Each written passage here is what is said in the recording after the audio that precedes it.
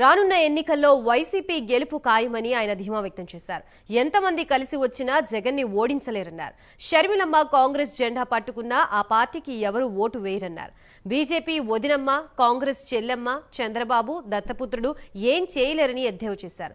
రానున్న ఎన్నికల్లో ప్రజలు అందరికీ గుణపాఠం చెప్తారన్నారు.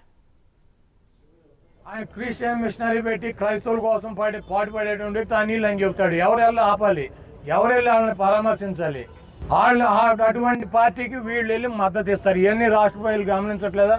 ఈ పనికి మాలిన మాటలతో కాంగ్రెస్ పార్టీ 0.9% ఉన్న ఓటింగ్ 0.7కో 6కో వస్తుంది. షర్మిలమ్మ కాంగ్రెస్ పార్టీకి నాయకత్వం వహించిన ఇక్కడ ఎవడో అభ్యర్థులు మారే పరిస్థితి లేదు. అసలు కాంగ్రెస్ జెండా పట్టుకునే పరిస్థితి లేదు. ఎవడో ఒక 50,000 రూపాయలు కూడా పార్టీకి ఖర్చు పెట్టే పరిస్థితి లేదు. ఆవిడేదో కళలు కానీ ముఖ్యమంత్రి అవ్వాలని తెలంగాణలో పార్టీ పెట్టి ఆ దుకాణం హుస్సేన్ సాగర్లో కలిపేసి ఇక్కడికి వచ్చి జగన్మోహన్ రెడ్డి గారిని ఏదో సాధించాలని చూస్తుంది. ఇవన్నీ కూడా ఈ రాష్ట్ర ప్రజలు గమనిస్తున్నారు. బీజేపీ వదినమ్మ ఏమీ చేయలేదు, కాంగ్రెస్ చెల్లెమ్మ ఏమీ చేయలేదు, ఈ 420 చంద్రబాబు ఏం చేయలేడు, దత్తపుత్రుడు ఏం చేయలేడు, ఉత్తపుత్రుడు ఏం చేయలేడు.